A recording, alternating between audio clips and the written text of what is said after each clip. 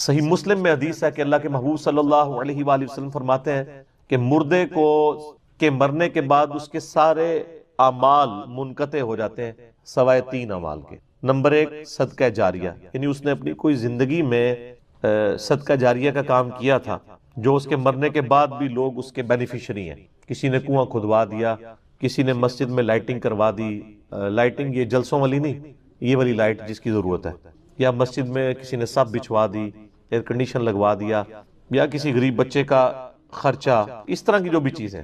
دوسرا فرمایا کہ علم کی بات، جیسے امام بخاری امام مسلم نے فوت ہوئے 200 سال ہونے والے ہیں، 1200 سال، 256 ہجری میں فوت ہوئے امام بخاری، 261 میں امام مسلم، آلموسٹ 1200 سال ہونے کو آئے ہیں، لیکن ان کی تعلیمات سے ان کے جو علمی ان کی جو کنٹریبیوشن تھی آج تک لوگ فائدہ اٹھا رہے ہیں۔ آج بھی جب بخاری شریف پڑھی جائے گی ان کو ثواب ملے گا، یہ ان کے اپنا اعمال ہے۔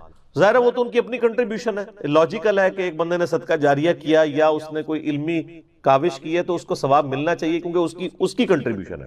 تیسری چیز اللہ کے محبوب صلی اللہ علیہ وآلہ وسلم کی اسی حدیث میں صحیح مسلم میں آتا ہے کہ تیسری چیز جو ہے وہ نیک اولاد ہے جو اس کے لیے دعا کر مرنے کے بعد۔ ویسے تو دعا تو سب کی لگتی ہے لیکن نیک اولاد چونکہ اس کی انویسٹمنٹ ہے وہ صدقہ جاریہ ہے۔ نیک اولاد کے اعمال کا آٹومیٹک ثواب ماں باپ کو مل جائے، اور ان کی دعا اس لیے بھی کہ وہ ظاہر دل سے کریں گے۔ جس بندے کو آپ نے پیسے دے کے اور خدمت کے لیے بلا کے دعا کروائی ہے گھر میں، یا کوئی تیجا چالیسواں جو آپ نے رسومات بنائی ہوئی ہیں، اس کو کیا ایسے غرض ہے کہ اس کی بخشش ہوئی ہے یا نہیں ہوئی ہے؟ وہ تو اپنے پیسے کے لیے آیا ہوا ہے۔ تو نیک اولاد جو دعا کرتی ہے اس میں الفاظ ہے۔ اور سنن ابن ماجہ میں حدیث ہے، ایک شخص کے مرنے کے بعد اللہ تعالیٰ جنت میں کچھ مراتب بلند کرتا ہے، تو وہ بندہ پوچھتا ہے اللہ میں نے تو یہ اعمال نہیں کیے، تو بتایا جاتا ہے کہ تیرے بیٹے نے تیرے لیے دنیا میں استغفار کیا، اس کی برکت سے اللہ تعالیٰ نے تجھے جنت میں یہ اعلیٰ درجہ دے دیا۔ یہ اتنا فائدہ ہوتا ہے، اس لیے اولاد کی ایسی تربیت ہو، دینی تربیت ہوگی تو مرنے کے بعد دعا کرے گا۔ اسی طریقے سے میت کی وفات کے بعد اس کی طرف سے آپ جو صدقہ اور خیرات کرتے ہیں اس کا ثواب بھی اسے ملتا ہے، وہ کوئی بھی کر سکتا۔ وہ صحیح بخاری کے اندر حدیث موجود ہے، سعد ابن عبادہ کہتے ہیں میں یعنی سفر پہ تھا اور پیچھے سے میری ماں فوت ہو گئی، اللہ کے نبی علیہ السلام میں چاہتا ہوں کہ میں ان کی طرف سے کچھ صدقہ اور خیرات کروں، کیا ان کو نفع ملے گا؟ تو آپ نے فرمایا ملے گا۔ تو انہوں نے کہا یا رسول اللہ میں ایک پھر کنواں کھدواتا ہوں۔ اس کتاب اس کنویں کا نام ہی پڑ گیا ام سعد کا کنواں، اور آپ نے فرمایا اس کا نفع بھی اسے ملے گا۔ سنن نسائی کے اندر پوری ڈیٹیل موجود ہے۔ بعض لوگ کہتے ہیں کہ انہوں نے وصیت کی تھی، ایسا نہیں ہے، سنن نسائی میں پوری ڈیٹیل ہے کہ جس سے ثابت ہوتا ہے کہ یہ ایکسکلوسیولی انہوں نے ہی خود ڈیسیژن لیا تھا، تو ثواب ملے گا۔ اسی طریقے سے حج بدل ہے، وہ بھی تو آپ میت کا کرواتے ہیں نا، تو اس کا ثواب بھی اسے ملتا ہے۔ لیکن یہ جو آج کل یعنی ٹی سی ایس ثواب کرنا شروع کر دیا نا، اتنی دفعہ کلمہ پڑھ کے، اتنی دفعہ قرآن پاک پڑھ کے بخش دیں، جو ہمارے دیوبند کے ہاں تو وہ دعا کے نام سے چل رہا ہے، بریلویوں کے ہاں تیجا چالیسواں کے نام سے چل رہا ہے، اور اہل حدیث بھی بےچارے دبک کے یہ کام وہ بھی کر رہے ہیں کسی اور نام کے ساتھ۔ اس کی کوئی اصل نہیں ہے۔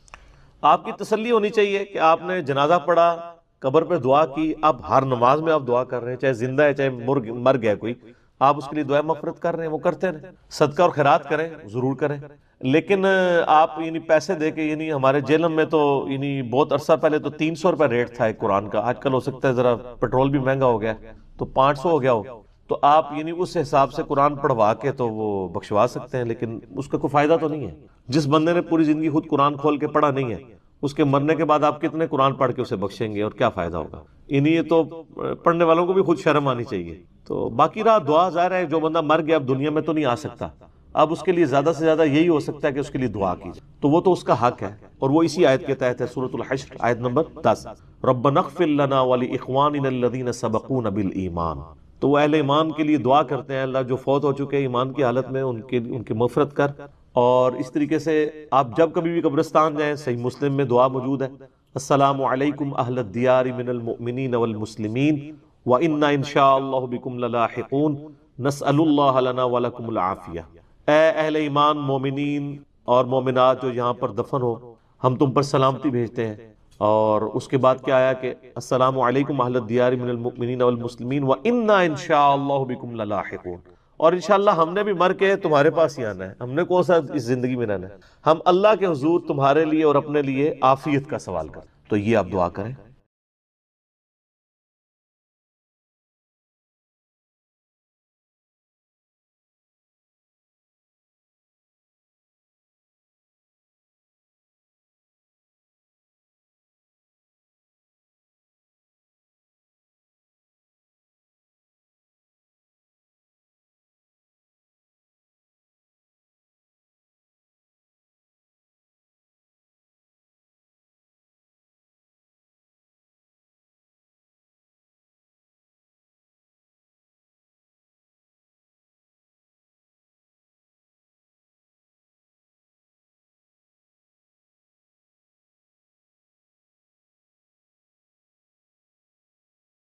بہرحال اصالہ ثواب کی ایک جو فارم ہے سب سے بڑی، جس کے اوپر پوری امت کا اجماع ہے، وہ ہے میت کے لیے دعائے مغفرت کرنا۔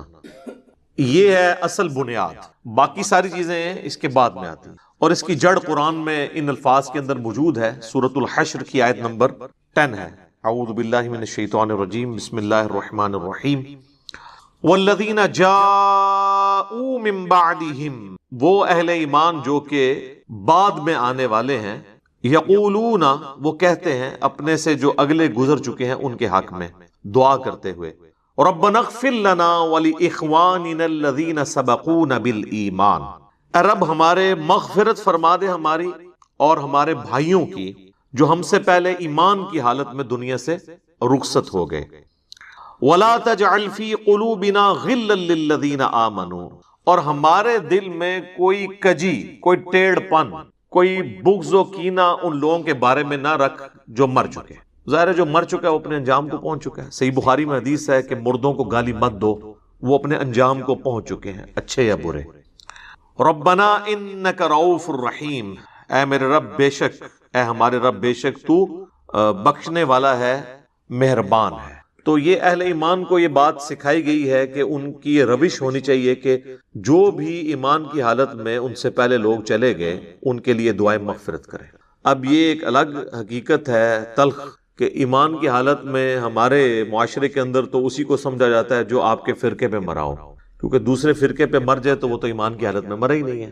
تو اب یہ ایک تلخ حقیقت ہے، اور اسی وجہ سے آپ دیکھتے ہیں کہ جب ایک مکتب فکر کے لوگ دوسرے مکتب فکر کا جنازہ پڑھ لیتے ہیں تو پھر بعد میں ان کے علماء فتویٰ دیتے ہیں کہ بھئی آپ کا تو نکاح ہی ٹوٹ چکا ہے، آپ نکاح بھی دوبارہ کروائیں اور تجدید ایمان بھی کروائیں، اور اس قسم کی کئی ایک فنی ویڈیوز جو اوریجنل ویڈیوز ہیں، اسلام کا مذاق اڑانے والی، مسلمانوں کی وجہ سے جو ویڈیوز بنی ہیں وہ معاشرے کے اندر عام ہیں، وہ آپ نے اکثر اوقات دیکھی ہوں گی۔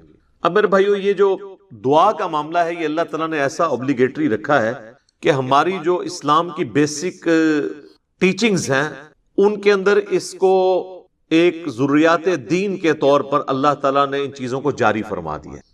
جیسا کہ صحیح بخاری اور صحیح مسلم کی متفق علیہ حدیث ہے کہ اللہ کے محبوب صلی اللہ علیہ وآلہ وسلم نے فرمایا کہ ایک مسلمان کے دوسرے مسلمان پہ 5 حقوق ہیں، جب وہ اس سے ملے تو اسے سلام کرے، یہ پہلا حق ہے۔ دوسرا حق، جب وہ بیمار ہو جائے اس کی عیادت کرے۔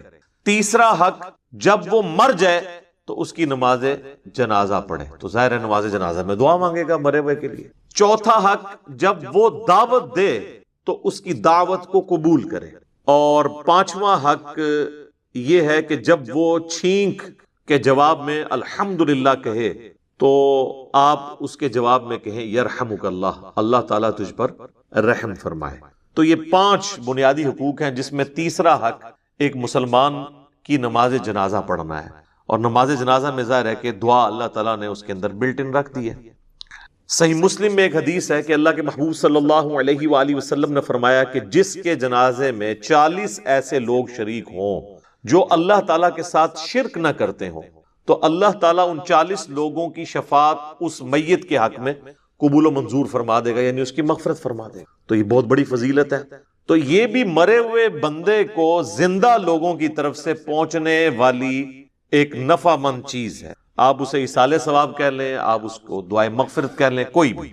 نماز جنازہ میں ہم جو دعا مانگتے ہیں، ویسے تو کئی ایک دعائیں رپورٹ ہوئی ہیں، سب سے مشہور دعا وہ ہے جو جامعہ ترمذی کے اندر ہے، سنن ابی داؤد کے اندر ہے، سنن ابن ماجہ کے اندر ہے، اور مشکات المصابیح کے اندر بھی موجود ہے۔ اللہم اغفر لی حینا و میتنا، اے اللہ ہمارے جتنے زندہ ہیں ان کی بھی مغفرت فرما اور جو مر چکے ان کی بھی مغفرت فرما۔ اللہم اغفر لی حینا و میتنا و شاہدنا و غائبنا، اور جتنے یہاں پہ موجود ہیں ان کی بھی، اور جو یہاں پر موجود نہیں ان کی بھی، وصغیرنا و کبیرنا، اور جتنے ہمارے چھوٹے ہیں اور جتنے ہمارے بڑے ہیں، وذکرنا و انثانا، اور جتنے مرد ہیں اور جتنی عورتیں ہیں۔ اللہم من احییتہ منا فاحیہ علی الاسلام، اے اللہ جب تک تو ہمیں زندہ رکھے تو اسلام پر زندہ رکھنا۔ ومن توفیتہ منا فتوفہ علی الایمان، اور جب ہمیں موت آئے تو ایمان کی حالت میں موت آئے، آمین۔ اچھا مزے کی بات دیکھیں کہ اس میں میت کا ذکر صرف ایک دفعہ ہے، باقی سب زندوں کے لیے دعائیں ہیں. اور یہ جو جنازے کی ایکٹیویٹی بیسیکلی رکھی اس لیے گئی ہے کہ ایک تو آپ اپنے مسلمان بھائی کا حق پورا کریں گے، اور دوسرا آپ وہاں پہ جا کے اپنی موت کو یاد کریں، نہ کہ وہاں پہ بھی جا کے آپ واٹس ایپ میسیجز دیکھ رہے ہوں. آپ دیکھ رہے ہیں کہ میت کو دفنایا جا رہا ہوتا ہے اور لوگوں کے فون بج رہے ہوتے ہیں. کئی لوگ تو یعنی میت کو دفنانے کے لیے قبر میں اترے ہوتے ہیں نا، تو ان کے بھی فون وہاں پہ بج رہے ہوتے ہیں. یعنی یہ ہماری کمٹمنٹ کا لیول ہے آخرت کے ساتھ اور دنیا کے ساتھ، یہ آپ کمپیریزن کر سکتے. پھر اس سے اگلا ورژن ہے، سنن ابی داؤد میں حدیث ہے کہ جب اپنے بھائی کو دفنا چکو تو اس کی قبر پر کھڑے ہو کر اس کے قبر میں سوالات کی استقامت کے لیے دعا کرو. یہ نبی الاسلام نے حکم دیا. ایک تو ویسے ہمارے یہاں پہ عموماً لوگ نماز جنازہ کے بعد دعا مانگنا شروع کر، تو وہ تو کوئی ثابت نہیں ہے. وہ جس سنن ابی داؤد یا سنن نسائی کی حدیث کا سہارا لیتے ہیں وہ تو الفاظ ہی کچھ اور ہیں. وہ یہ کہ جب اپنے بھائی کے لیے جنازہ پڑھو تو خلوص سے اس کے لیے دعا مانگو. تو وہ یہ کہتے ہیں کہ جنازہ پڑھنے کے بعد مانگو، حالانکہ اس چیپٹر کی آپ ہیڈنگ دیکھ لیں، وہ جنازے کے اندر پڑھے جانے والی دعاؤں کا ذکر ہو رہا ہے. اور یہاں پہ کیا ہوتا ہے کہ ہمارے جو حنفی بھائی ہیں بریلوی اور دیوبندی، ان کا جنازہ تو 1 منٹ کا بھی مشکل سے ہوتا ہے، اور بعد میں دعا جو ہے وہ 5 سے 10 منٹ کی ہو رہی ہوتی ہے. دیوبندی نہیں مانگتے، اور ان سے پوچھے کیوں نہیں مانگتے، وہ کہتے ہیں ثابت نہیں ہے. اور جب ان سے یہ پوچھیں کہ یہ جو فرض نماز کے بعد آپ اجتماعی دعا کرتے ہیں، ویسے تو اکیلے جو مرضی آپ کریں، یہ کہاں سے ثابت ہے؟ وہ کہتے ہیں یہ علماء نے جاری کی ہے تاکہ امت سے دعا اٹھ نہ جائے. تو کیا صرف دیوبندی علماء کو یہ حق حاصل ہے کہ وہ دین میں چیزیں خود سے انجیکٹ کریں گے؟ بریلویوں کو کوئی حق حاصل نہیں ہے. حقیقتاً تو دونوں کو کوئی حق حاصل نہیں. یہ دونوں نے ہی دین کے اندر اپنی طرف سے چیزیں داخل کر دی. اصل دعا جو ہے وہ قبرستان میں دفنانے کے بعد آپ نے قبر کے اوپر کھڑے ہو کر کرنی ہے. دفنانے کے دوران بھی ہے، صحیح سند کے ساتھ، مشکات المصابیح کے اندر موجود ہے، کتب ستہ میں سے یہ ابو داؤد ہے، یہ ترمذی کے ریفرنس ہے کہ آپ نے دفناتے ہوئے یعنی 3 مٹھیاں کم از کم مٹی کی بھر کے ڈالنی ہے قبر کے اوپر. بسم اللہ وعلی ملت رسول اللہ، اللہ کے نام سے شروع کرتا ہوں اور رسول اللہ کی ملت کے اوپر. تو یہ آپ نے پڑھ کے اس کے اوپر ڈالنی ہے. پھر دفنانے کے بعد جب آپ نے دعا مانگنی ہے تو ظاہر ہاتھ اٹھا کے مانگنی ہے. یہ بعض لوگوں کو ایک مسئلہ ہو جاتا ہے کہ شاید قبر پہ اگر ہاتھ اٹھا کے دعا مانگی تو یہ کوئی شرک ہو جائے گا. شرک تو تب ہوگا جب آپ مردے سے مانگ رہے ہوں گے، آپ اللہ سے مانگ رہے ہیں.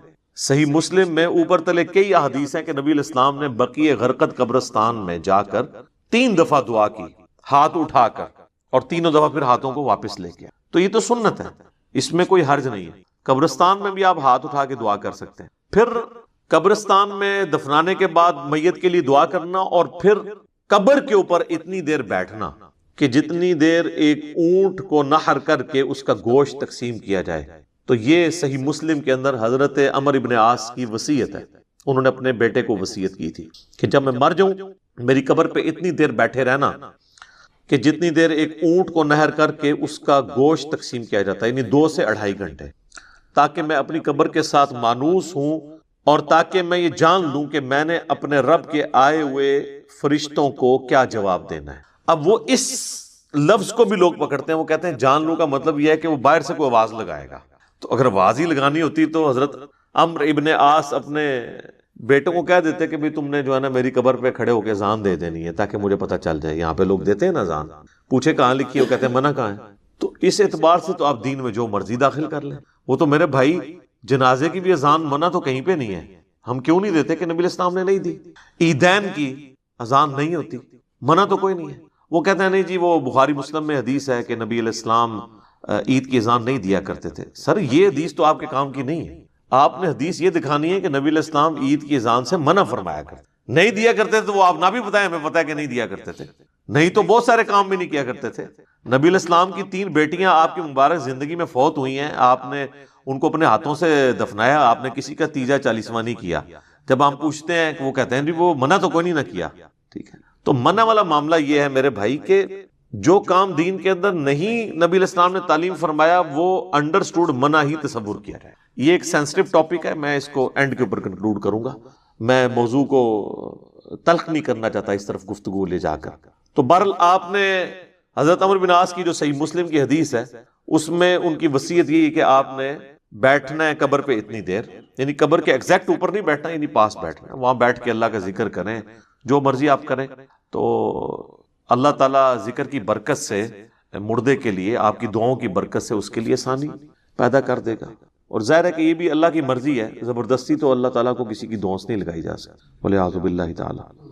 اللہم انی اعوذ بک من عذاب جہنم ومن عذاب القبر ومن فتنة المحیا والممات ومن شر فتنة المسیح الدجال۔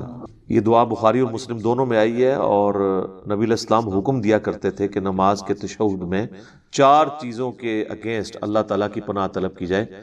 اللہم انی اعوذ بک من عذاب جہنم ومن عذاب القبر ومن فتنة المحیا والممات من شر فتنة المسیح الدجال۔ اے اللہ میں جہنم کے عذاب سے تیری پناہ مانگتا ہوں، قبر کے عذاب سے تیری پناہ مانگتا ہوں، زندگی اور موت کے فتنے کے اگینسٹ تیری پناہ مانگتا ہوں، اور جھوٹے مسیح دجال مسیح کے فتنے سے تیری پناہ مانگتا ہوں، آمین۔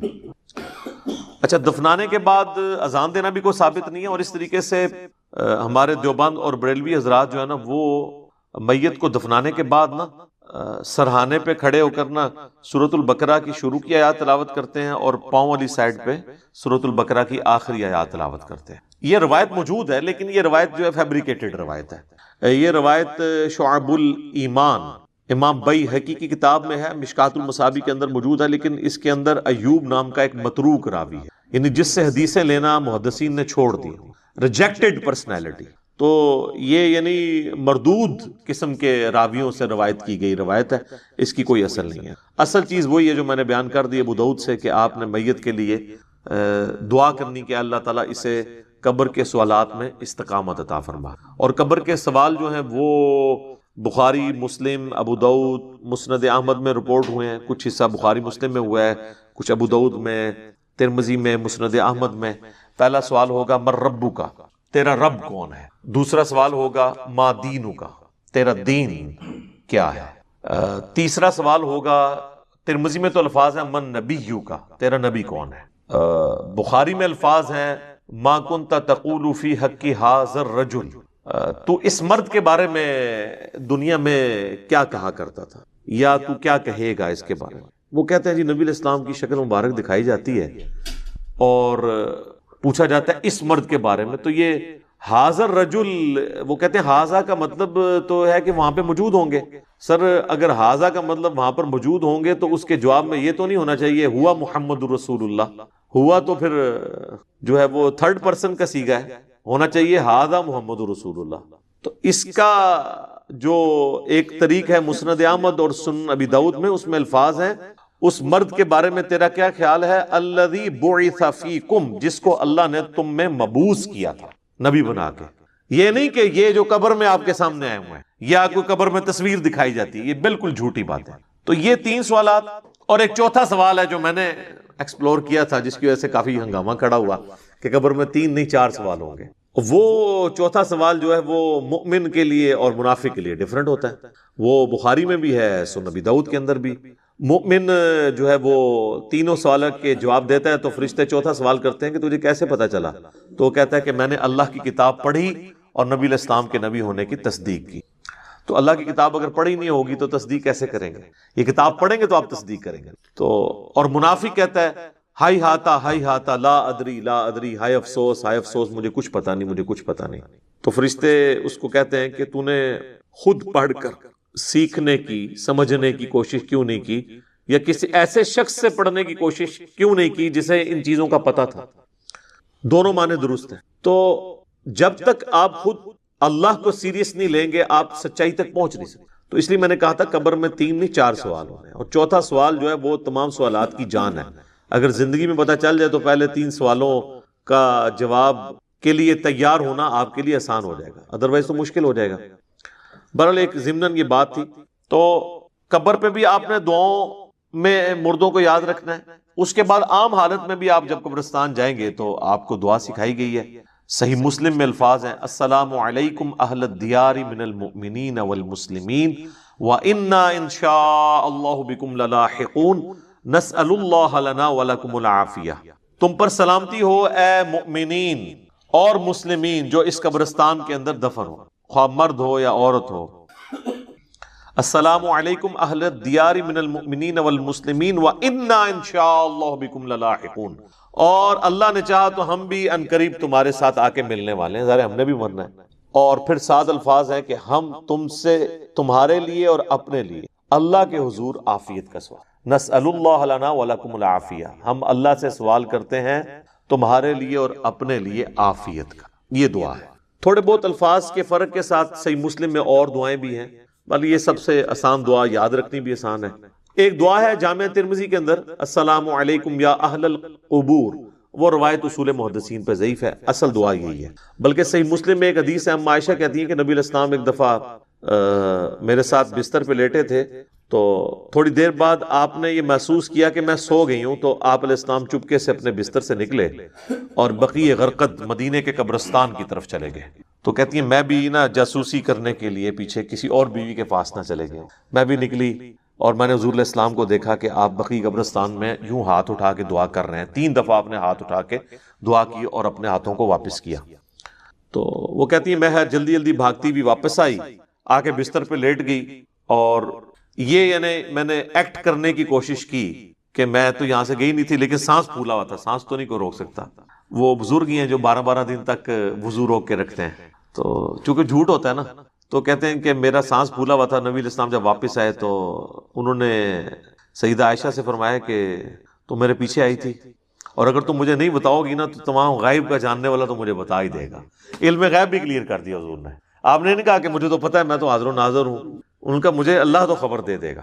تو تم نے کیا گمان کیا اللہ اور اس کا رسول تمہارے ساتھ خیانت کریں گے، یعنی میں کسی اور بیوی کے پاس چلا گیا؟ تو ان کا یا رسول اللہ ایسا ہی تھا، میں آپ کے پیچھے آئی تھی۔ تو آپ نے فرمایا کہ اصل میں جب میں لیٹا تو جبرائیل علیہ السلام اللہ کی طرف سے میرے پاس آئے، اور انہوں نے مجھے اللہ کا پیغام دیا کہ اللہ تعالیٰ آپ کو حکم دیتا ہے کہ آپ بقیع غرقد کے جو مدفن ہیں وہاں پہ لوگ، ان کے لیے جا کے دعائیں مغفرت کریں۔ اچھا، وہ دعائیں مغفرت تو آپ وہاں بھی بیٹھ کے کر سکتے تھے۔ اس سے یہ پتہ چلی کہ قبرستان جا کے دعائیں مغفرت کرنا یہ چیز پسندیدہ ہے اللہ تعالیٰ کو، اور پھر نبی علیہ السلام سے دعا کروانا یہ امت کی تعلیم کے لیے بھی تھا۔ تو نبی علیہ السلام نے وہاں پہ دعا کی، آپ کی دعا کی برکت کا حصہ ان لوگوں کو نصیب ہوا۔ تو اس سے یہ پتہ چلا کہ آپ قبرستان جا کے آپ ہاتھ اٹھا کے بھی دعا کریں گے، رات کے وقت بھی جا سکتے ہیں۔ اور صحیح مسلم میں الفاظ ہیں، ام عائشہ کہتی ہیں کہ نبی علیہ السلام اکثر بقیع غرقد قبرستان چلے جایا کرتے تھے دعا کرنے کے لیے قبرستان میں۔ تو یہ یعنی نبی صلی اللہ علیہ وآلہ وسلم کی سنت ہے۔ باقی ہاتھ اٹھا کے دعا کرنا فرض نماز کے بعد بھی اپنی انڈیویجول دعا کر سکتے ہیں، اس کے لیے تو کوئی ممانعت نہیں۔ ابو داؤد میں تو روایت کمزور ہے، لیکن المستدرک للحاکم میں صحیح سند سے ہے کہ تمہارا رب سخی ہے، کریم ہے، حیا فرماتا ہے ایسے شخص سے جو اس کے حضور ہاتھ اٹھا کے دعا کرتا ہے کہ اسے محروم لوٹائے۔ ہاتھ اٹھا کے دعا کرنا اللہ تعالیٰ کو بغیر ہاتھ اٹھائے دعا کرنے سے زیادہ محبوب ہے۔ اور دعا کے بعد چہرے پہ ہاتھ پھیرنا بھی سنت ہے، بلکہ امت یہ وہ سنت ہے جو واقعی سنت ہے، جو اجماع اور عملی تواتر سے ٹرانسفر ہوئی ہے۔ اور الادب المفرد امام بخاری کی کتاب کے اندر صحیح بخاری کی سند کے اوپر یہ حدیث موجود ہے کہ حضرت عبداللہ ابن زبیر اور حضرت عبداللہ ابن عمر یہ دعا کے بعد اپنے چہرے پر ہاتھ پھیرا کرتے تھے۔ نبی اسلام کے حوالے سے بھی ملتا ہے، ابو داؤد میں روایت کمزور ہے، اس لیے شیخ زبیر علی صاحب نے مشکات کے فٹ نوٹ پہ اس روایت کے اوپر ضعیف کا حکم لگا کے ساتھ الادب المفرد کی روایت لکھ دی ہے کہ یہ روایت درست ہے۔ ویسے بھی امت کا اجماع ہے، اس کے لیے حدیثوں کی تو ہمیں حاجت نہیں ہے۔ امت کا اجماع اور عملی تواتر سنت سے چہرے پہ ہاتھ پھیرنے کو ٹرانسفر کر رہی ہے۔ لہٰذا چند ایک علماء عرب کا اسے بدعت کہنا ان کے یعنی کم علمی کی نشانی ہے اور ایک تنگ نظری کی نشانی ہے۔ اوورال یہاں پہ بھی جو اہل حدیث ہیں وہ چہرے پہ ہاتھ پھیرنے کے قائل ہیں۔ میں یہ ضمناً 7 چھوٹے چھوٹے مسائل بتا دیتا ہوں تاکہ آسانی ہو جائے۔ تو آپ نے چہرے پہ ہاتھ بھی پھیرنے ہیں۔ اس طریقے سے صحیح مسلم میں حدیث ہے کہ نبی علیہ السلام اپنی والدہ کی قبر پر گئے، آلموسٹ آپ سمجھ لیں اپنے والدہ کی وفات کے 50 سال کے بعد، کیونکہ یہ فتح مکہ کے بعد کی بات ہے، تو 50 سال تقریباً گزر چکے تھے، اور آپ علیہ السلام قبر پہ گئے اور آپ روئے، اور آپ کو دیکھ کے آپ کے ساتھی بھی اصحاب بھی روئے، اور پھر آپ علیہ السلام نے فرمایا میں تمہیں قبروں پہ جانے سے منع کیا کرتا تھا۔ ظاہر نئی نئی قوم بت پرستی سے پھری تھی تو اس لیے نبی علیہ السلام احتیاط کرتے تھے۔ اب میں تمہیں حکم دیتا ہوں کہ قبروں پہ جایا کرو، کیونکہ یہ موت کو یاد دلاتی۔ لیکن یہ قبروں پہ جانا ہے، مزارات کے اوپر نہیں۔ مزارات پہ تو سیلفیاں ہوتی ہیں اور بہت کچھ ہوتا ہے جس کا دین سے کوئی تعلق نہیں۔ جہاں پہ اللہ اور اس کے محبوب صلی اللہ علیہ وآلہ وسلم کی نافرمانی کے کام ہوتے ہو نا، وہاں پہ آپ نے جانا بھی نہیں۔ سنن ابی داؤد میں حدیث ہے کہ ایک صحابی نے کہا کہ میں نے منت مانی ہے کہ میں اونٹ قربان کروں گا مقام بوانا پہ جا کے. بعض روایتوں میں آیا کہ 100 اونٹ. تو نبی علیہ السلام نے فرمایا کہ دیکھنا وہاں پر زمانے جاہلیت میں کسی بت کی پرستش تو نہیں ہوتی تھی اس زمانے میں, اب نہیں. اگر اس زمانے میں بھی ہوتی تھی نا تو نہیں جانا. یا وہاں پر کوئی زمانے جاہلیت میں میلہ تو نہیں لگا کرتا تھا. انہوں نے دونوں چیزیں جب رسول اللہ کو کنفرم کی تو آپ صلی اللہ علیہ وآلہ وسلم نے پھر ان کو اجازت دے دی, ٹھیک ہے, کہ تم کرو. پھر آپ علیہ السلام نے فرمایا کہ ایسی منت نہ پوری کرو جو تمہیں یعنی عاجز کر دے, اس طرح کی منت نہ مانو, اور اگر مانی ہے تو اس کو منت کو پورا نہ کرو, اور اللہ کی نافرمانی میں بھی منت نہ مانی جائے. اور جو اللہ کی نافرمانی میں ہوگی آپ نے اس کا کفارہ بھی نہیں دینا ہوگا. جیسے میرا بیٹا ہوا تو اس کی چٹکیاں فلاں دربار پہ جا کے منواؤں گا, تو اب یہ ساری منت اس کو توڑ بھی دیں, توڑنا واجب ہے اور کفارہ بھی نہیں. اگر کوئی صحیح کوئی منت مانی تھی تو آپ اس کا کفارہ ادا کریں گے. ویسے ہوتا کچھ نہیں ہے. بخاری مسلم میں حدیث ہے کہ منت ماننے سے کنجوس کا مال نکل جاتا ہے, یہ مصیبت کو نہیں ٹال سکتا. تو بہرحال یہ ہے کہ آپ نے منت کا پھر کفارہ وہی ہے جو بخاری مسلم میں آیا کہ منت توڑنے کا کفارہ وہی ہے جو قسم توڑنے کا کفارہ سورۃ المائدہ کی آیت نمبر 89 میں ہے, کہ ایک غلام آزاد کریں یا 10 مساکین کو کھانا کھلائیں یا 10 مساکین کو کپڑے لے کر دیں, اور اگر کوئی غریب ہے تو 3 مسلسل روزے رکھ لیں. تو اس طرح کی پھر منتیں آپ نے پوری نہیں کرنی ہوگی. بہرحال نبی علیہ السلام نے اپنی والدہ کی قبر پہ جا کے یہ امت کو میسج دیا کہ آپ نے قبروں کو لاوارث نہیں چھوڑنا, قبروں پہ جانا ہے, قبروں پہ جا کے عبرت حاصل کرنی ہے, اور قبروں پہ جا کے ان قبر والوں سے نہیں مانگنا بلکہ ان کے لیے دعا کرنی ہے کہ اللہ تعالیٰ ان کی مغفرت کا کوئی سامان کرے, کیونکہ وہ ہماری دعاؤں کے محتاج ہیں جو قبرستان میں دفن ہے, کیونکہ وہ تو اب اپنے اعمال آگے نہیں بڑھا سکتے. تو جو ہم پیچھے بچ گئے ہیں ہماری ذمہ داری ہے ہم ان کے لیے جا کے دعائے مغفرت والا معاملہ کریں. اچھا, اسی طریقے سے صحیح بخاری اور صحیح مسلم دونوں میں حدیث ہے کہ نبی علیہ السلام کو ایک صحابی کی وفات کی خبر ملی تو نبی علیہ السلام نے دونوں ہاتھ یوں بلند کر کے, حتیٰ کہ صحابہ کہتے ہیں ہم نے آپ کے بغلوں کی سفیدی بھی دیکھی, کیونکہ آپ کا اکثر لباس تہمد اور اوپر چادر ہوتی تھی. اگر آپ نے کرتا نہ پہنا ہو اور صرف چادر اوپر لی ہوئی ہو اور یوں ہاتھ اٹھائیں تو بغلوں کی سفیدی ظاہر ہو جاتی ہے. تو آپ نے کہا اے اللہ ابو عامر کو بخش دے اور اسے کثیر مخلوق پر فضیلت عطا فرما. تو اس سے ثابت ہوا کہ مرے ہوئے شخص کے لیے ہاتھ اٹھا کے آپ دعا کر سکتے ہیں ان الفاظ کے ساتھ. اور ایک اور حدیث ہے صحیح مسلم کے اندر, ام سلمہ کہتی ہیں کہ جب میرے خامن فوت ہوئے ابو سلمہ تو نبی علیہ السلام ہمارے گھر تشریف لائے تو آپ صلی اللہ علیہ وآلہ وسلم نے ہمیں صبر کی تلقین کی, اور آپ علیہ السلام نے پھر ابو سلمہ کے لیے دعا کی کہ اے اللہ اسے بخش دے اور اسے اپنے ہدایت یافتہ لوگوں میں بلند درجہ عطا فرما, اور اے اللہ اس کے جو پیچھے لوگ بچ گئے ان پہ تو خلیفہ ہو جا, یعنی اس کی کمپنسیشن تو فرما دے, اور اے اللہ اس کی قبر کو نور سے تو بھر دے. یہ آپ صلی اللہ علیہ وآلہ وسلم نے ان کے لیے دعا کی, اور اس میں یہ بھی الفاظ ہیں کہ قبر کو گشادہ کر دے اور نور سے بھر دے. یہ تعزیت کی دعائیں ہیں جو آپ کر سکتے. باقی قبرستان جا کے آپ جنازہ اگر آپ کا رہ گیا تو آپ قبرستان جا کے قبر پہ کھڑے ہو کے بھی جنازہ پڑھ سکتے ہیں. بخاری مسلم دونوں میں حدیث ہے کہ ایک بوڑھی عورت جو مسجد نبوی کی صفائی کیا کرتی تھی, جب وہ فوت ہو گئی تو صحابہ نے رسول اللہ کو نہیں بتایا اور راتوں رات جنازہ پڑھ کے دفنا دیا. کچھ دن کے بعد نبی علیہ السلام نے پوچھا کہ وہ عورت نظر نہیں آ رہی, تو بتایا گیا کہ وہ تو فوت ہو گئی ہے. تو حضور نے فرمایا کہ مجھے اس کی قبر پہ لے جاؤ. تو اب حضور علیہ السلام کو کسی صحابی نے یہ نہیں کہا کہ یا رسول اللہ آپ تو ہر مومن کی قبر میں جاتے ہیں, تو 3 دن پہلے تو آپ تشریف لے گئے ہوں گے, آپ کو تو پتہ ہی ہوگا کہ یہ مر چکی ہے. اس زمانے میں یہ عقیدے نہیں ہوا کرتے تھے, نہ کسی کے دماغ میں ہوتا تھا. تو رسول اللہ صلی اللہ علیہ وسلم کو وہ قبر پہ لے گئے تو آپ علیہ السلام نے جا کے وہاں پہ قبرستان میں اس کی قبر پہ کھڑے ہو کر جنازہ پڑھا. یہ غائبانہ نماز جنازہ نہیں ہوتا کیونکہ اس میں تو قبر سامنے ہوتی ہے, اور اس کا طریقہ یہ ہوتا ہے کہ آپ نے قبر کی ایسی سائڈ پہ کھڑے ہونا ہے کہ آپ کا قبلہ کی طرف رخ ہو اور قبر آپ کے سامنے ہو. اور پھر آپ علیہ السلام نے واپسی پر فرمایا, مسلم شریف میں ڈیٹیل ہے, اس میں الفاظ ہیں کہ یہ قبریں اندھیروں میں ڈوبی ہوئی تھی, اللہ نے میرے جنازہ پڑھنے کی برکت سے انہیں نور سے بھر دیا. اب یہ سبحان اللہ تو آپ نے بول دیا ہے, لیکن اس کا جو ایک تلخ پہلو ہے کہ نبی کی دعا کی برکت سے کسی کافر کی قبر جو ہے نا وہ نور سے نہیں بھر سکتی, کیونکہ کافر کے بارے میں تو نص قطعی ہے قرآن کی. وہ تو سورہ توبہ میں آپ 70 دفعہ بھی دعا کریں ہم نہیں قبول کریں گے, منافقین کے لیے, کافروں کے لیے. تو یہ مسلمانوں کی قبریں تھیں نمبر 1. اور مسلمان ظاہر بریلوی دیوبندی اہل حدیث نہیں, اس زمانے کے مسلمان. میں صحابہ نہیں کہتا ورنہ آپ کہیں گے گستاخی ہو گئی ہے. آپ خود ہی پوچھ لیجیے گا کون لوگ ہوں گے جو حضور کی زندگی میں فوت ہو چکے ہیں ایمان کی حالت میں.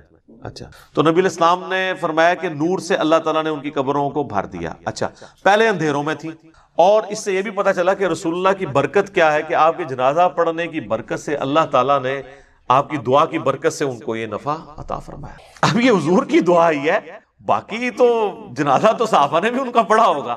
ٹھیک ہے، یہاں تو لوگ کہتے ہیں بزرگ جنازہ پڑھ لیں تو جناب سمجھو کہ اگلے پچھلے سارے مردے بخشے گئے. تو جنازے تو ان کے بھی ہوئے تھے، لیکن حضور کے جنازہ پڑھنے سے فرق پڑا، ویسے تو نہیں پڑا. اس طرح بخاری مسلم میں حدیث ہے، نبی علیہ السلام ایک جگہ سے گزر رہے تھے تو آپ کا خچر بے دک گیا اور آپ رک گئے. تو صحابہ نے پوچھا یا رسول اللہ کیوں رکے ہیں؟ آپ نے فرمایا ان 2 قبر والوں کو عذاب ہو رہا ہے. کسی صحابی نے نہیں کہا کہ کشف القبور ہے، ہمارے جو گھوڑے کے قدموں سے خاک نکل کے جو ہمارے گھوڑے کے نتھرے میں بیٹھے گی، وقت کا بڑے سے بڑا غوث بھی اس مرتبے کو نہیں پہنچ سکتا جب غوث قبروں کے اندر جھانک کے دیکھ لیتے ہیں. تو یا رسول اللہ ہم بھی ابھی دیکھ لیتے ہیں. وہ تو حضور سے پوچھ رہے کہ یا رسول اللہ یہ کیا ہے، قبر کے اندر کیا ہو رہا ہے؟ سب کہانی ہے. غوث پر سارے فیل کرتے ہیں. میرا میکینیکل انجینئرنگ دا فارمولا کو غوث پڑھ کے نا ویکھ کے میں لکھ کے دینا، لکھ کے انہوں دیکھ کے پڑھ کے دس دے. کوئی زبانی نے بڑی دور دی گل ہے، اور میں صرف کہہ رہا ہوں پڑھ کے بتا دے. سمجھا تو مجھے پتا ہے کہ وہ سکتا ہی نہیں ہے جب تک اس نے انجینئرنگ نہیں کی ہوگی. اور ان کا تو دعویٰ ہے نا کہ اللہ کو تو انجینئرنگ آتی ہے نا جی، کہ اللہ ان کو سکھاتا ہے تو پھر سکھا دے اللہ ان کو. سب کہانیاں بنائی ہوئی انہوں نے. تو نبی علیہ السلام فرمایا کہ ایک پیشاب کے چھینٹوں سے نہیں بچتا تھا، دوسرا چغلی کھایا کرتا تھا. پھر آپ علیہ السلام نے ایک ٹہنی درخت کی توڑی، اس کے 2 حصے کیے اور اسے لگا دیا دونوں قبروں پہ. آپ نے فرمایا جب تک یہ ہری رہیں گی نا ان کے عذاب میں تخفیف ہوگی. اب یہ حضور کے ہاتھوں کی برکت ہے. لوگوں نے پھر آگے ضرب تقسیمیں لگا دی کہ جی وہ ٹہنیاں جو ہے اللہ کا ذکر کریں گی اور ذکر کرنے کی برکت سے یہ ہوگا. اور سب ٹہنیاں لگانے سے کیا ہونا ہے؟ وہ رسول اللہ کے مبارک ہاتھوں کی برکت تھی. اور اسی کو پھر ایکسٹراپولیٹ کیا نا انہوں نے قبروں پہ جو پھول ڈالتے ہیں. تو پھر آپ پھول نہ ڈالیں، جو نبی علیہ السلام نے کیا آپ وہی کام کریں. آپ ضرور ٹہنی لگائیں، اور یہاں پہ لوگ لگا بھی دیتے ہیں دفناتے وقت سرانے سائڈ کے اوپر. تو آپ سنت کے اوپر، اسی سنت کے اوپر عمل کریں. تو آپ نے فرمایا ایک پیشاب کے چھینٹوں سے نہیں بچتا تھا اور ایک چغلی کھایا کرتا تھا. بظاہر ایک دیکھنے میں معمولی سے گناہ ہے، لیکن ان کا عذاب یہ یعنی ان کو دیکھنا پڑا. تو نبی صلی اللہ علیہ وآلہ وسلم کے اس عمل کی برکت سے ان تک یہ نفع پہنچا. تو یہ تو حضور کی برکات ہے. تو بعض لوگ یعنی نبی علیہ السلام کے قبرستان جنازہ پڑھنے سے غائبانہ نماز جنازہ کی طرف جاتے ہیں. غائبانہ نماز جنازہ یہ نہیں ہے. صحیح بخاری میں موجود ہے نبی علیہ السلام نے نجاشی کا نماز جنازہ غائبانہ پڑھا اور آپ کو اللہ تعالیٰ نے وحی کے ذریعے بتایا. تو آپ نے فرمایا کہ تمہارا بھائی جو ہے وہ نجاشی فوت ہو گیا، تو اس کے لیے 4 تکبیریں کہیں. تو امام بخاری نے اس پہ باب نہیں باندھا کہ غائبانہ نماز جنازہ کا جواز.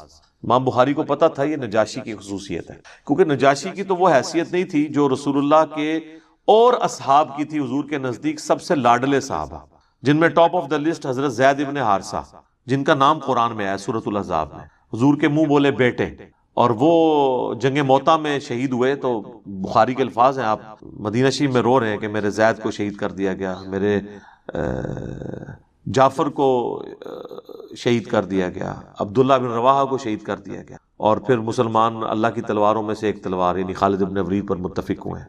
تو وہ اپنی فوج بچا کے واپس لانے میں کامیاب ہو گئے رومن امپائر کے اگینسٹ. لیکن نبی علیہ السلام نے ان کا کوئی نہیں کہا کہ اٹھو تو زید پہ نماز جنازہ غائبانہ پڑھے. تو یہ غائبانہ نماز جنازہ کیٹاسٹرافک کنڈیشن میں، اگر کوئی کفر کی سرزمین میں مر گیا ہے، وہاں پہ اس کا کوئی یعنی نماز جنازہ پڑھنے والا نہیں ہے، تو آپ یہاں پہ ضرور پڑھیں. یہاں تو ایک شہر میں مرتا ہے، ہزاروں کا جنازہ ہوتا ہے، دوسرے شہر میں اس کا غائبانہ پڑھ رہے ہوتے ہیں. اور اس کا پڑھ رہے ہوتے ہیں جو ذرا امیر ہوتا ہے، جس نے زیادہ فنڈ دیا ہوتا ہے. غریب آدمی کے لیے کہتے ہیں جی دعا، امیر آدمی کے لیے غائبانہ نماز جنازہ. ٹھیک ہے نا؟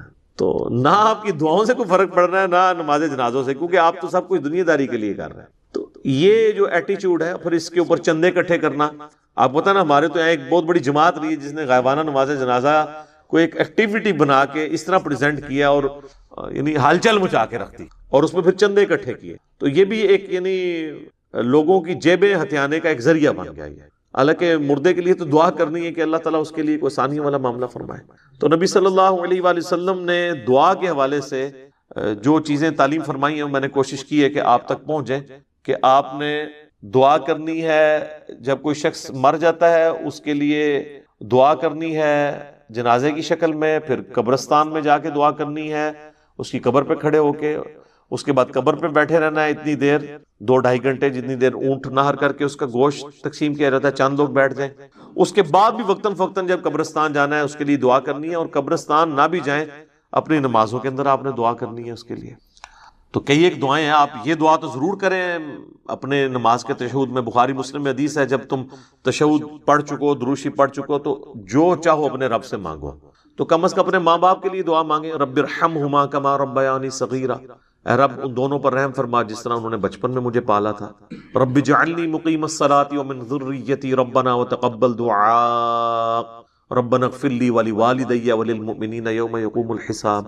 اللہم ربنا آتنا فی الدنیا حسنۃ وفی الآخرۃ حسنۃ وقنا عذاب النار. اللہم انی اعوذ بک من عذاب جہنم ومن عذاب القبر ومن فتنۃ المحیا والممات ومن شر فتنۃ المسیح الدجال. آمین. یہ ساری دعائیں جتنی بھی آپ کو دعائیں یاد ہیں وہ آپ پڑھیں. مشکات المصابیح کی آپ پہلی جلد میں تشہد کی دعاؤں کے بیان میں چلے جائیں تو آپ کو کئی ایک دعائیں مل جائیں گی، وہ یاد کریں. قرآن میں جتنی دعائیں آئی ہیں وہ آپ مانگ سکتے ہیں، اس موقع پہ مانگیں. تو یہ میت کے اوپر، مرے ہوئے شخص کا حق ہے زندوں کے اوپر کہ اس کے لیے دعا کریں. وہ بات وہیں سے شروع ہوئی تھی سورۃ الحشر کی آیت نمبر 10 سے، ربنا اغفر لنا ولاخواننا الذین سبقونا بالایمان. جو ایمان کی حالت میں دنیا سے چلے گئے ہیں، اے اللہ ان کو بخش دے ہمارے بھائیوں، ان کے لیے دعا کرنی چاہیے. یہ ایصال ثواب کا سب سے بڑا ذریعہ ہے اور سب سے زیادہ زور اسی کے اوپر ہونا چاہیے. اس کے علاوہ بھی ذریعہ موجود ہے لیکن جو اصل بنیاد ہے وہ ہے دعا. اب آ جائیں جو باقی ذرائع ہیں. اس کی اصل وہ حدیث ہے جو صحیح مسلم کے اندر موجود ہے کہ اللہ کے محبوب صلی اللہ علیہ وآلہ وسلم نے فرمایا کہ جو شخص مر جاتا ہے نا تو اس کے تمام اعمال منقطع ہو جاتے ہیں، یعنی اب کوئی عمل وہ کر نہیں سکتا. سر میں یہ الفاظ جب پڑھتا ہوں نا یا بیان کرتا ہوں میں کانپ اٹھتا ہوں کہ جو مر گیا وہ کچھ نہیں کر سکتا. ایک بار سبحان اللہ کی بھیک بھی نہیں مانگ سکتا کہ میں ایک سیکنڈ مجھے مل جائے کہ میں سبحان اللہ کہا. آپ صلی اللہ علیہ وآلہ وسلم نے فرمایا سوائے 3 اعمال کے، مسلم شریف کے الفاظ ہیں. نمبر 1 صدقہ جاریہ، یعنی اس نے اپنی زندگی میں کوئی نیکی کا کام کیا، کہیں کنواں کھدوا دیا تھا، کہیں مسجد بنوا دی تھی، کوئی یتیم خانہ بنوا دیا تھا، اور اس طرح کی چیز جو اس کے مرنے کے بعد بھی جاری رہی، جس میں اس نے اپنی انویسٹمنٹ کی تھی مالی طور پر یا فزیکلی، تو وہ اس کو ثواب ملے گا. اور جینون ہے، ظاہر ہے کہ اس میں ہم اسے کوئی نفع نہیں پہنچا رہے، اس کے اپنے کیے ہوئے اعمال کا ثواب اسے ہم انڈائریکٹلی اس طرح پہنچا رہے ہیں کہ ہم اگر اس کنویں سے پانی پیتے ہیں تو جتنے لوگ پیئیں گے اس کا ثواب اسے ملے گا. دوسرا فرمایا کہ علم نافع، جو نفع مند علم ہے، اگر کسی نے دنیا میں کوئی نفع مند علم پھیلایا تھا تو اس کے مرنے کے بعد اس کو ثواب ملے. تو اس کے لیے تو میرے پاس دنیا میں اگر کوئی سب سے بڑی مثال ہے نا تو وہ صحیح بخاری اور صحیح مسلم ہے. ان ائمہ کو جو اللہ نے اتنی بڑی بات سجھائی کہ انہوں نے نبی علیہ السلام کی سنت کو ریٹن ریکارڈ کے طور پر جمع کیا. آج نا 1200 سال تو ہو چکے ہیں، کوئی ان کے پائی کی کتاب لا نہیں سکا. اب تو ویسے ہی بھول جائیں آپ. وہ حدیث کا بھی جو پیریڈ تھا وہ پہلے 500-600 سال کا تھا، اس کے بعد تو سب کے سب جو ہے نا وہ ناقل ہی ہیں پرانے بزرگوں کے. محدثین جو اپنی اسناد سے حدیثیں پہنچاتے تھے وہ تو اب فوت ہو چکے، کیونکہ اب تو سند ہی بہت لمبی ہو گئی ہے. 1000 سال کی سند کون یاد رکھے؟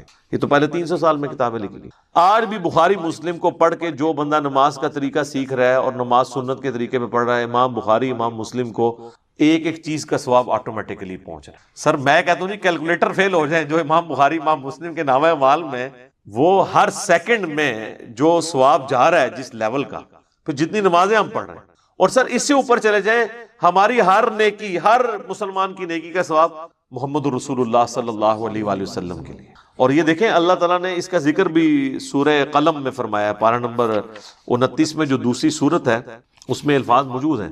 اعوذ باللہ من الشیطان الرجیم، بسم اللہ الرحمن الرحیم، نون والقلم وما یسطرون ما انت بنعمت ربک بمجنون وان لک لاجرا غیر ممنون.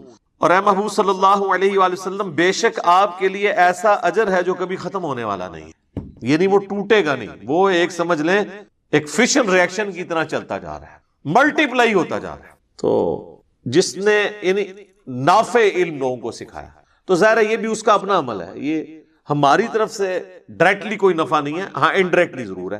اور تیسرا فرمایا کہ نیک اولاد جو اس کے لیے دعا کرتی. ویسے دعا تو کوئی بھی کر سکتا ہے، میں نے کتنی حدیثیں اور سورۃ الحشر کی آیت نمبر 10 کی روح سے بتایا کہ آپ دعا کریں گے، لیکن اولاد کے لیے اس لیے کہا گیا کہ اولاد کی دعا کمٹمنٹ کے ساتھ ہے. جو جس در سے وہ دعا کرے گی، مولوی تو پیسے لے کے اتنے در سے دعا نہیں کر سکتا. اور دوسرا، اولاد کے ہر نیک عمل کا ثواب آٹومیٹکلی ماں باپ کو ملتا ہے، چاہے وہ زندہ ہو چاہے وہ مر چکے ہوں. اس کی وجہ یہ ہے کہ اولاد انویسٹمنٹ ہے ماں باپ کی. سنن ابی داؤد میں حدیث ہے کہ سب سے پاکیزہ کمائی وہ ہے جو انسان کے اپنے ہاتھ کی کمائی ہے، اور انسان کی اولاد بھی اس کی کمائی ہے. اگر اس نے اچھی تربیت کی ہے تو ثواب ملے گا، اور اگر بری تربیت کی ہے تو وبال بھی ملے گا. اس پہ تو وبال ہوگا لیکن اس کے وبال میں بھی کمی نہیں. یہ بھی یاد رکھنا ہے، یہ دونوں چیزیں پیرلل میں چل. اچھا، بعض لوگ کہتے ہیں کہ اگر کسی نے اپنی اولاد کی تربیت اچھی نہیں کی، وہ خود بخود ہی نیک ہو گئی ہے، تو پھر کیا ماں باپ کو ثواب ملے گا؟ ہاں، اللہ کی رحمت کا تقاضا ہے کہ ماں باپ کو پھر بھی ثواب ملے گا، کیونکہ اللہ تعالیٰ ہمیشہ سولوشن اینڈ پہ رہتا ہے، پرابلم اینڈ پہ نہیں. وَكَتَبَ رَبُّكُمْ عَلَى نَفْسِهِ الرَّحْمَةَ، اور تیرے رب نے اپنے اوپر لازم کر لیا ہے کہ وہ ہر حال میں رحم ہی فرمائے گا. یعنی اس کا جو رحم کرنے والا ایک فیکٹر ہے وہ ڈومیننٹ ہے. بخاری مسلم کی متفق علیہ حدیث ہے کہ نبی علیہ السلام فرمایا کہ اللہ تعالیٰ نے مخلوقات کی پیدائش سے پہلے اپنے پاس عرش پہ یہ عبارت لکھ لی تھی کہ میری رحمت میرے غضب پہ سبقت لے جانے والی ہے. تو بہرحال یہ چانس پہ ہی ہے نا جی. اور اگر کسی ماں باپ نے غلط تربیت نہیں کی اور اولاد غلط نکل آئی ہے، جس طرح حضرت نوح علیہ السلام کا بیٹا بھی کافر نکلا تھا، پھر یہ نہیں ہے کہ اس اولاد کا وبال ماں باپ کے اوپر ہوگا. وہ تو قرآن میں واضح طور پر کئی جگہ ہے، لا تزر وازرۃ وزر اخرى، کوئی بوجھ اٹھانے والی جان کسی دوسرے کا بوجھ نہیں، ہر شخص نے اپنے اعمال کا بوجھ خود اٹھانا ہے. تو یہ جو تیسری چیز ہے نیک اولاد، یہ چونکہ انویسٹمنٹ ہے. سنن ابن ماجہ میں ایک حدیث ہے بڑی زبردست کہ ایک شخص کا مرنے کے بعد جنت میں درجہ بلند کیا جاتا ہے، تو وہ پوچھتا ہے اللہ یہ تو میرا عمل ہی نہیں تھا. تو اللہ تعالیٰ فرماتا ہے کہ تیرے بیٹے نے دنیا میں تیرے لیے دعائے مغفرت کی ہے، اس کی وجہ سے میں نے تیرا درجہ بلند کر دیا. حالانکہ وہ اس کا اپنا عمل نہیں ہے، اس کے بیٹے کی دعا کی برکت سے اللہ تعالیٰ نے یہ معاملہ کیا. اس قسم کی کئی ایک احادیث موجود ہیں. اسی لیے تو ہمیں دعا سکھائی گئی ہے نا سورہ الفرقان کے اندر، ربنا هب لنا من ازواجنا وذرياتنا قرۃ اعین واجعلنا للمتقین اماما. اے رب ہماری بیویوں اور ہماری اولاد میں ہماری آنکھوں کی ٹھنڈک بنا اور ہمیں پرہیزگار لوگوں کا امام بنا. یعنی ہماری نسل میں پرہیزگار لوگ پیدا ہوں. وہ پرہیزگار لوگ پیدا ہوں گے تو تبھی مجھے فائدہ ہوگا نا، کہ وہ جتنے نیک اعمال کریں گے اس کا ثواب مجھے پہنچے گا، میرے لیے دعا کریں گے تو اس کا نفع مجھے پہنچے گا. اس کو سپورٹیو حدیث ہے بخاری و مسلم دونوں میں. سعد ابن عبادہ سفر میں تھے، پیچھے سے ان کی والدہ فوت ہو گئی. نبی الاسلام کی خدمت میں حاضر ہوئے، کہا یا رسول اللہ میری ماں مر گئی اور مجھے امید ہے کہ اگر میں یہاں پہ ہوتا تو وہ صدقہ اور خیرات کرواتی مجھے کہہ کے، لیکن وہ بغیر وصیت کیے مری ہے. اب میں چاہتا ہوں اس کی طرف سے کوئی صدقہ اور خیرات کروں، تو کیا میرے صدقہ اور خیرات کرنے سے میری ماں کو کوئی فائدہ پہنچے گا؟ تو آپ نے سمپلی ایک لفظ میں جواب دیا ہاں. کوئی باریکیاں نہیں بیان کی. مصیبت کھڑی ہو سکتی تھی باریکیاں بیان کرنے میں، کہ اگر اس کا ارادہ تھا تو، اگر نہیں تھا تو یہ وہ تو یہی حدیث سنن نسائی کے اندر آتی ہے کہ جب ان کی والدہ کی موت کا وقت قریب آیا تو لوگوں نے کہا کوئی وصیت کر دیں اپنے مال کے لیے اللہ کی راہ میں. تو انہوں نے کہا میں کیا وصیت کروں، میرے پلے تو کوئی شے نہیں ہے، میرے دولت کا جو مالک ہے وہ تو میرا بیٹا ہے. تو یعنی انہوں نے کوئی وصیت بھی نہیں کی. ان کے بیٹے نے ان کے مرنے کی بعد ان کی طرف سے صدقہ کیا ہے تو اللہ تعالیٰ نے ان کو ثواب پہنچا دیا. پھر وہ بخاری مسلم کے الفاظ ہیں. حضرت سعد ابن عبادہ کہتے ہیں کہ یا رسول اللہ آپ گواہ ہو جائیں، میں ایک باغ ہے میرا، میں وہ اپنی والدہ کی طرف سے خیرات کرتا ہوں تو اس کا ثواب ان کو. سنن نسائی کے اندر ایک پورا چیپٹر ہے جس کا عنوان یہ ہے کہ میت کو صدقے کا ثواب پہنچتا ہے مرنے کے بعد، دعا نہیں صرف صدقہ بھی. اور اس کے اندر کئی ایک احادیث امام نسائی لے کے آئے ہیں کہ کوئی عورت آ کے حضور سے پوچھ رہی ہے کہ میری ماں مر گئی ہے، اب میں اس کی طرف سے صدقہ کروں اگرچہ اس نے مجھے وصیت نہیں کی ہے، میں اپنے طور پہ کرنا چاہتی ہوں، ثواب ملے گا؟ آپ فرماتے ہیں ہاں. ایک شخص کہتا ہے میرا باپ مر گیا ہے، اس نے مجھے کوئی وصیت نہیں کی، اگر میں اس کی طرف سے کر دوں ثواب پہنچے گا؟ آپ نے فرمایا ہاں. اس طریقے سے بخاری مسلم میں حج بدل کا ذکر ہے کہ آپ میت کی طرف سے حج کر سکتے ہیں. اگر اس نے اپنی زندگی میں حج نہیں کیا تو اس کا قریبی رشتہ دار کوئی حج کر لے. تو نبی اسلام نے حکم دیا کہ حج کرو اپنے مردوں کی طرف سے. تو حج کے اندر یعنی نیابت ہو جاتی ہے، پچھلے کر سکتے ہیں کیونکہ ظاہر ایک ایکسٹراڈنری ایک عبادت ہے اور اسلام کے فرائض میں شامل ہے.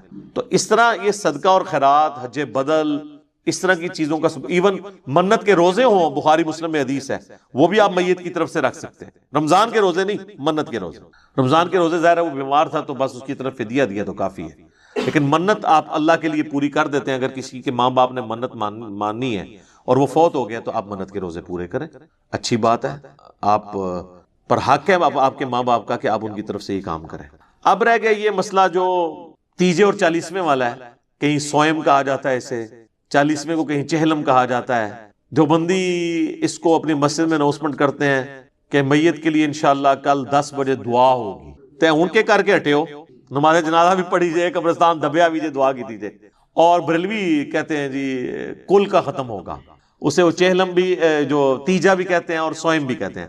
پہلے تو تیسرے دن سوئم ہوا کرتا تھا، نام آج بھی سوئم ہے لیکن ہوتا دوسرے دن ہے، وہ لوگوں کے پاس ٹائم نہیں ہے نا، لوگ رشتہ دار بھی دور دراز سے آئے ہوتے ہیں، وہ کہتے ہیں کم مکاؤ، تو بریلوی اس کو تیجا کہہ کے، سوئم کہہ کے، اور دیوبندی اور بعض اہل حدیث اسے دعا ہوگی کہہ کے کرتے ہیں۔ باقی اس کے اندر جو کچھ ہوتا ہے نا اللہ کے فضل سے وہ ایک جیسا ہی ہوتا ہے، کاپا پروگرام، کھان پین، قرآن خوانی اور گٹھلیاں اور وہ سارے کے سارے معاملات، اور حفاظ بلائے جاتے ہیں، مدرسے کے اسٹوڈنٹ بلائے جاتے ہیں، اور تلاوت نعت بھی ہوتی ہے، اور تھوڑا یعنی زیادہ ہوگا تو تھوڑا زیادہ نعتیں ہو جاتی ہیں، یہ ساری کی ساری ایکٹیویٹیز ہوتی ہیں۔ تو ان کا تو دین کے اندر کوئی لینا دینا نہیں ہے، یہ لوگوں نے خود ایجاد کر لی ہے۔ اس کے اوپر میں ڈیٹیل سے گفتگو کرتا ہوں، لیکن ابھی اذانیں شروع ہو چکی ہیں، انشاءاللہ اذان کے وقفے کے بعد انشاءاللہ۔ ہاں جی، اذان کے وقفے سے پہلے ہم ڈسکشن کر رہے تھے یہ تیجا، 40واں، 10واں، جمعراتیں، برسیاں، 11ویاں، 22 رجب کے کنڈے، محرم کی نیازیں، میلاد کی نیازیں، سب کی سب یعنی ایکٹیویٹیز خود سے دین میں داخل کی ہوئی ہیں، ان کو خود بھی پتہ ہے۔ اب تو نوبت یہاں تک آ گئی ہے کہ ایون 40ویں کے کارڈ چھپتے ہیں، جس طرح آپ کی شادی کارڈ ہوتے ہیں، اخبارات کے اندر بڑے بڑے اشتہارات چھپتے ہیں۔ اچھا، یہ ہم کو مذاق اڑانے کے لیے نہیں کہہ رہے، اگر یہ سب کچھ جائز ہوتا نا، اس کے لیے ساری ایکٹیویٹیز آپ کریں، جو بھی ماڈرن طریقہ اڈاپٹ کریں۔ مثلاً اب کسی کا جنازہ ہے اور آپ نے اناؤنسمنٹ کرنی ہے تو ظاہر ہے کہ آپ فیس بک پہ لگائیں، واٹس ایپ گروپس میں شیئر کریں، تاکہ زیادہ سے زیادہ لوگ اس کے جنازے میں شامل ہوں، اخبار میں بھی دے دیں، کوئی حرج نہیں۔ یہ تو ایک دین کی بنیادی ایکٹیویٹیز ہے نا جنازہ پڑھنا۔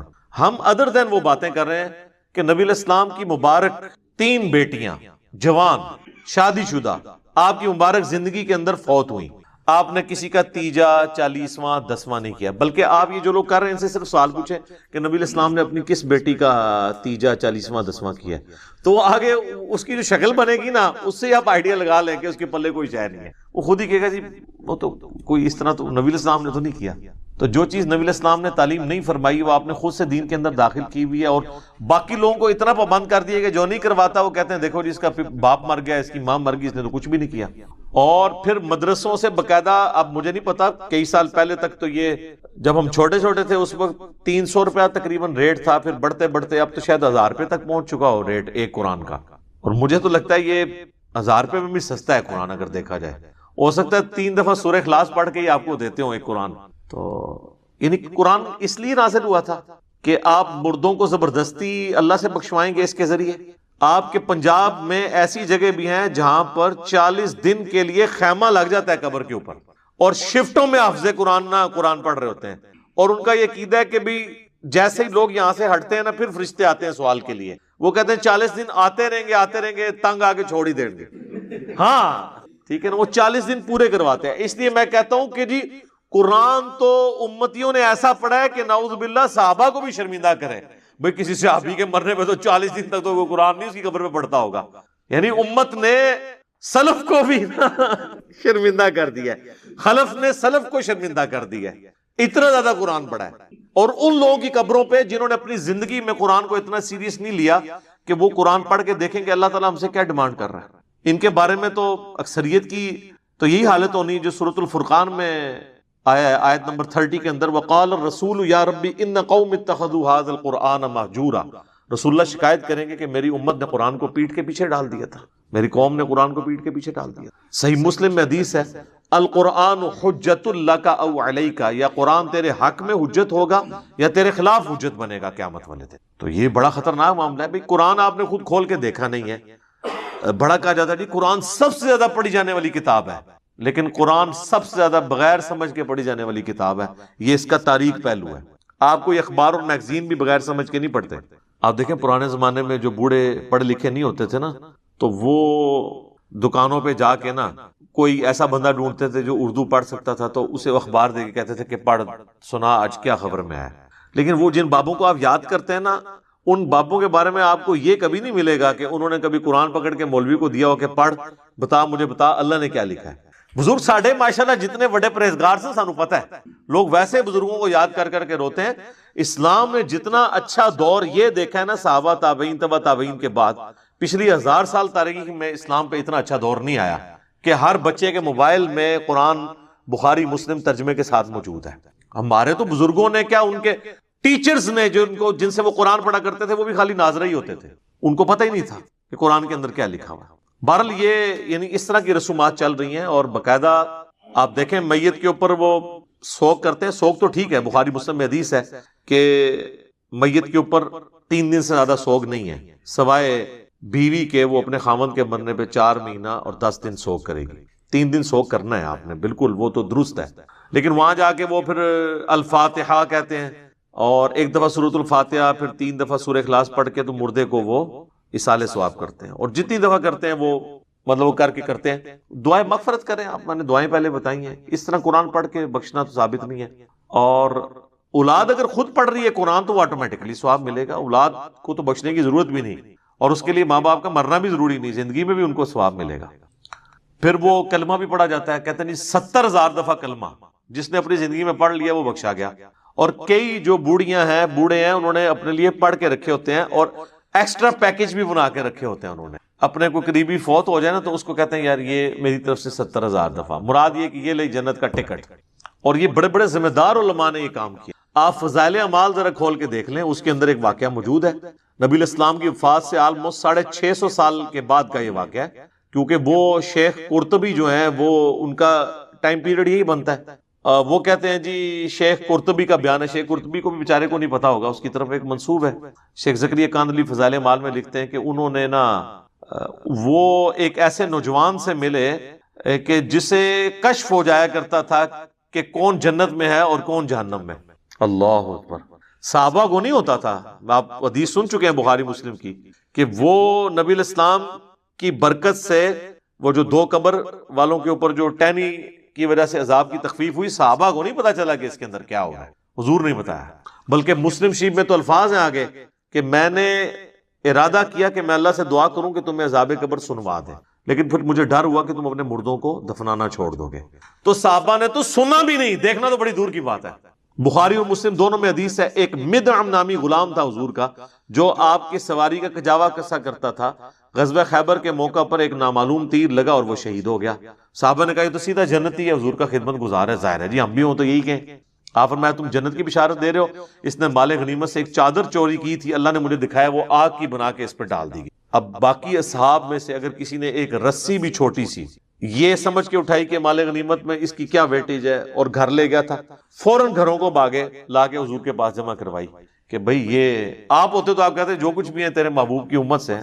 تو محبوب کے ساتھ جو ڈائریکٹلی اٹیچ بندہ ہے اس کو اس نسبت نے کام نہیں دیا جب اس نے کام غلط کیا، کیونکہ محبوب کے ساتھ تو آپ کی رشتہ داری ہو سکتی ہے، اللہ کا کوئی رشتہ دار نہیں، اللہ کے ساتھ کسی کی رشتہ داری، تو آپ جو مرضی لوگوں کے بارے میں فیصلہ کریں۔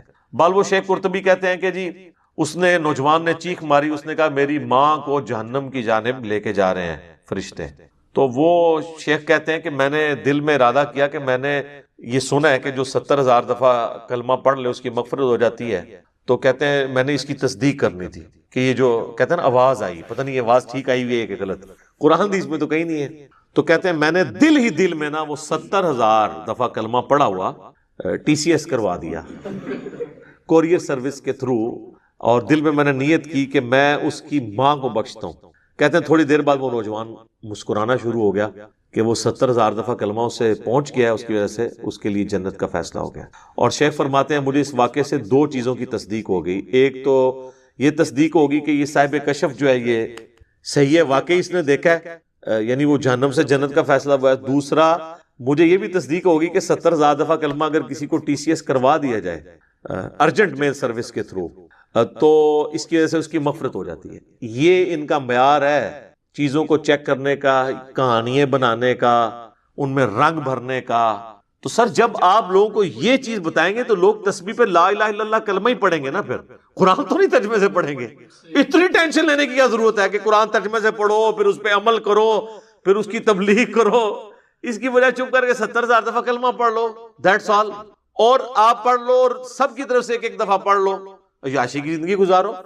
کس غیر محسوس طریقے سے انہوں نے امت کا جنازہ نکالا ہے. اسی کی آپ باقیات آپ دیکھ لیں، پھر لے کے بیٹھے ہوتے ہیں گٹلیوں پہ. وہ کہتے ہیں جی 1.25 لاکھ دفعہ آیت کریمہ، 1.25 لاکھ دفعہ جناب کلمہ. اور پھر باقاعدہ جب دعا ہو رہی ہوتی ہے تو اس میں بتایا جاتا ہے کہ اتنے قرآن، اتنا کلمہ، اچھا جی، اور پھر یہ بتایا جاتا ہے جی تیسرا کلمہ اتنی دفعہ. تیسرا کلمہ اللہ سے آتا ہے نا، پہلا کلمہ اتنی دفعہ، دروش بھی اتنی دفعہ. اور جو بیچ میں کچھ لچ تلنے والے ہوتے ہیں نا، وہ دعا کے دوران بھی کہہ دیتے ہیں کہ اے جی 1000 دفعہ نا سورہ اخلاص میری طرف بھی پاؤ. کیونکہ انہوں نے پڑھا ہے یا نہیں ہے، بال وہ انہوں نے کرنا اس لیے ہوتا ہے کہ مطلب وہ جو لواحقین ہیں ان کو پتا چل جائے کہ اس نے بھی لچ طلب ہے. اور بعض اوقات تو پوری لسٹ بن کے آتی ہے نا، اس میں نام بھی پڑے جاتے ہیں کہ اس نے یہ کیا، اس نے یہ کیا، اس نے یہ کیا. تو اگر کسی کا نام سکپ ہو گیا تو وہ اس طریقے سے بھی اپنی انٹری لگواتا ہے. جو لوگ ظاہر ہے کہ جی بغیر وضو کے صرف رشتہ داری نبھانے کے لیے جنازے پڑھ دیں، ان سے آپ کچھ بھی ایکسپیکٹ کر سکتے ہیں. یہ جتنے پولیٹیکل لیڈرز ہوتے ہیں آپ دیکھیں کتنے صحافی وہاں پہنچے ہوتے ہیں، بس وہ اسی طریقے سے پڑھ دیتے ہیں، کہتے بس ٹھیک ہے ایک حاضری لگوانے کے لیے آئے تھے. اسی آپ دیکھیں جنازہ پڑھنے کے بعد وہ ڈھونڈ کے بندے کو مل کے جاتے ہیں کہ بھی تاکہ اس کو انشور کریں کہ ہم نے جنازہ پڑھا ہے. حالانکہ وہ اس کو دعا جنازے کی سن لینا تو اکثر لوگوں کو نہیں آتی ہوتی، تو کیا پڑھ کے گیا وہاں سے، وہ صرف حاضری لگوانے کے لیے آتے ہیں. تو یہ ساری ایکٹیویٹیز جو ہے دین کے اندر خود سے انہوں نے انجیکٹ کی ہیں، اس کی کوئی دلیل موجود نہیں ہے. باقی وہ کہتے ہیں کہ جی دیکھیں میت کی طرف سے صدقہ ہو سکتا ہے، ہم کہتے ہیں جی. دعا ہو سکتی ہے جی. تو کہتے ہیں یہ بتائیں کہ جب دعا ہو سکتی ہے، صدقہ ہو سکتا ہے، پھر آپ کو کیا تکلیف ہے کہ اگر ایک شخص سامنے کھانا رکھتا ہے، کھانے کے اوپر قرآن پڑھتا ہے، قرآن حلال ہے یا حرام؟ قرآن حلال ہے جی، ثواب کا کام ہے. کھانا رکھا ہے وہ حلال، دعا جو پڑھی جا رہی ہے وہ حلال، تو یہ ایکٹیویٹی حرام کیوں ہو گئی ہے؟ وہ اس کا بریک ڈاؤن کرتے ہیں نا. کھانا حلال، قرآن حلال، دعا حلال، تیجے 40 میں کی ایکٹیویٹی کیوں حرام ہو گئی؟ پھر یہ ساری باتیں آپ اللہ اور اس کے رسول کو جا کے بتائیں کہ جنہوں نے ان چیزوں کو مشروع نہیں فرمایا. ورنہ تو ہم کہیں گے کہ بخاری اور مسلم میں حدیث ہے کہ اذان کی آواز سن کے شیطان جو ہے بھاگ جاتا ہے. تو کیا تکلیف ہے کہ عیدین کی اذانیں نہ دی جائیں؟ کہ بعض لوگوں نے تو پڑھنی صرف عید کی نماز ہوتی ہے، تو کیا خیال ہے شروع نہ کروا دیں اذان، شیطان کو بھی بگائیں؟ تو ہمیں کیا کہا جائے گا کہ رسول اللہ نے نہیں دی، ثابت نہیں. اس ثابت کو چھوڑو یار، حلال کام ہے کیوں نہ کریں؟ پھر آپ کو ہمارے والی ڈیفینیشن ماننی پڑے. جنازے کی اذان کیوں نہ دیں؟ اچھا اس میں انہوں نے ایک ایکسکیوز نکالا جی جنازے کی اذان جو ہے نا جی، وہ جب بچہ پیدا ہوتا ہے نا جو اذان دی جاتی ہے نا وہ اس وقت ہو جاتی ہے. کوئی گل بنا لی نے، کہانی بنائی ہوئی ہے، ٹھیک ہے جی. تو جتنی مرضی کہانیاں بنائیں، کہانیاں بناتے جائیں. پھر وہ بخاری مسلم کی ایک حدیث سے بھی سہارا لیتے ہیں، کہتے ہیں جی نبی علیہ السلام کے اپنے مبارک زندگی میں ایسے اعمال موجود ہیں. وہ کہتے ہیں جی وہ ایک دفعہ حضرت ابو طلحہ انصاری نے حضور کی دعوت کی، فاقہ تھا آپ علیہ السلام پہ، آ کے انہوں نے کہا کہ آپ 10 ساتھیوں کو ساتھ لے آئیں. میں نے ایک بکری کا بچہ ذبح کیا ہے، تو آپ کی دعوت ہے. حضرت ابو طلحہ نے کان میں بات کی، حضور نے اوپنلی کہا کہ بھی سارے چلو. 300 کے قریب بندے تھے. اب ابو طلحہ وہاں سے بڑے پریشان حالت میں اٹھے اور گھر آ کے اپنی بیوی کو کہتے ہیں کہ میں نے تو حضور کے کان میں جا کے بات کی ہے کہ 10 بندوں کا کھانا ہے، آپ نے ساروں کو بلا لیا. بیوی پھر مومنہ تھی، اس نے کہا اللہ اور اس کا رسول بہتر جانتے ہیں، ٹھیک ہے تمہارا کام اتنا ہی تھا. بس یہ اپنی باتیں کر رہے ہیں، حضور کا قاصد آیا پیچھے سے. انہوں نے کہا نبی علیہ السلام فرمایا کہ جب تک میں نہ آؤں ہنڈیا کے اوپر سے تم نے جو ہے نا وہ ڈھکن نہیں اٹھانا، جو آٹا گوندا ہوا ہے اس پہ کپڑا رکھنا ہے، میرا انتظار کرنا ہے. آپ علیہ السلام تشریف لائے. آپ نے حدیث کے الفاظ ہیں کہ کچھ پڑھا، دعا کی، اس کے اوپر کھانے کے اوپر برکت کی. وہ کہتے ہیں ہم بھی تو یہی کرتے ہیں سب کچھ، لیکن اس کا آخری حصہ چھوڑ دیتے ہیں. اس میں آگے الفاظ ہیں نبی علیہ السلام نے اپنا لعاب دہن مبارک بھی اس میں ڈالا، ٹھیک ہے. اور پھر آپ فرمایا ڈھکن نہیں اٹھانا، بس اس میں سے سالن نکالتے رہنا ہے اور آٹے کے لیے پیڑے نکالتے رہنا ہے. 300 بندہ کھا کے چلا گیا. جب چلے گئے انہوں نے ڈھکن اٹھا کے دیکھا سالن بھی اتنا تھا اور آٹا بھی اتنا ہی تھا. وہ حضور نے ہی کھلایا ہے، اللہ نے ہی حضور علیہ السلام کے ذریعے کھلایا.